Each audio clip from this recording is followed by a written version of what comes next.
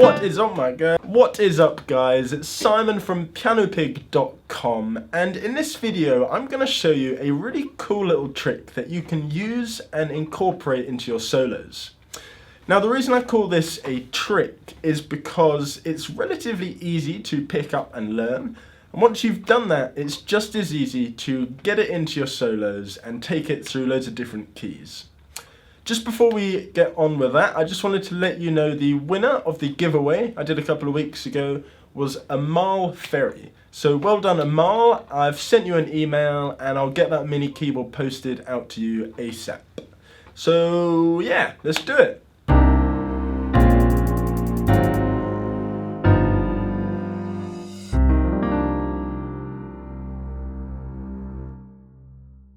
So as you saw at the beginning, this is what we're going to learn.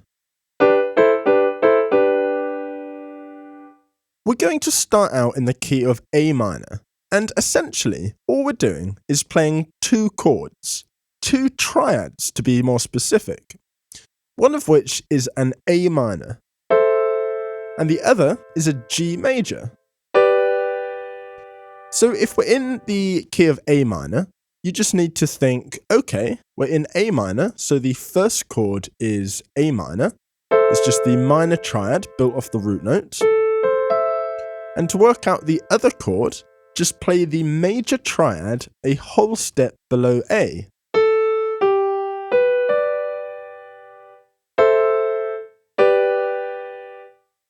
Once you've got these two chords, you just want to alternate between them. And that's basically it. There's a few things we can do to make it sound a bit better. One of which is to actually start on the major chord rather than the minor one.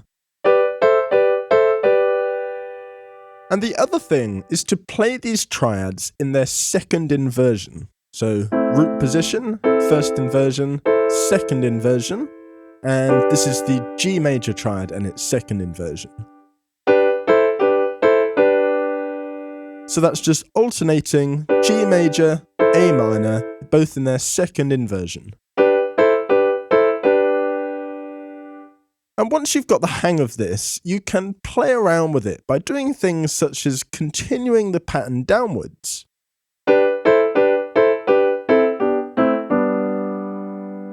So that was just doing exactly what we've just learnt, and then just continue alternating the chords, but changing their inversions. So, and then we come down to the A minor in its first inversion, G major in its first inversion, A minor in its root position, and then G major in its root position.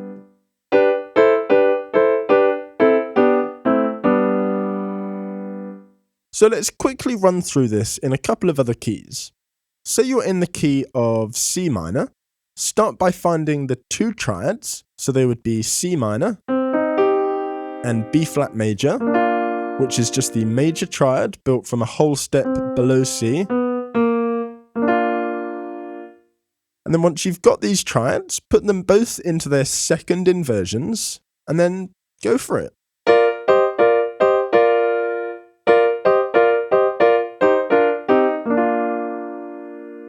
Once more in the key of G minor, find the two triads, G minor and F major, put them into their second inversions, and go for it.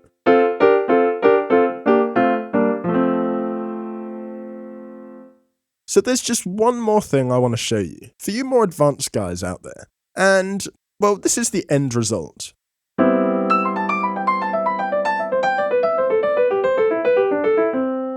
This is great because it sounds very technical and complicated. But really, we're just playing what we've already learned, but breaking up the triads into arpeggios. So we start up here with an A minor, or we'll do it down here for now, and then down to the G major, and then back down to the A minor, and then back down to the G major, and just keep on going down, changing the inversions, alternating between those two chords.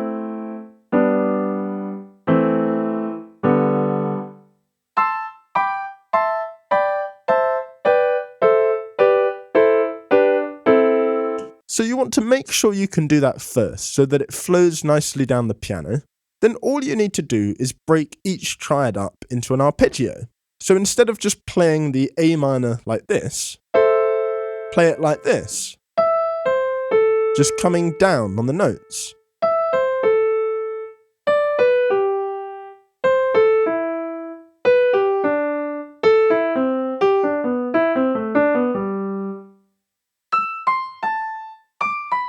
So that's just A minor and G major, A minor, G major, A minor.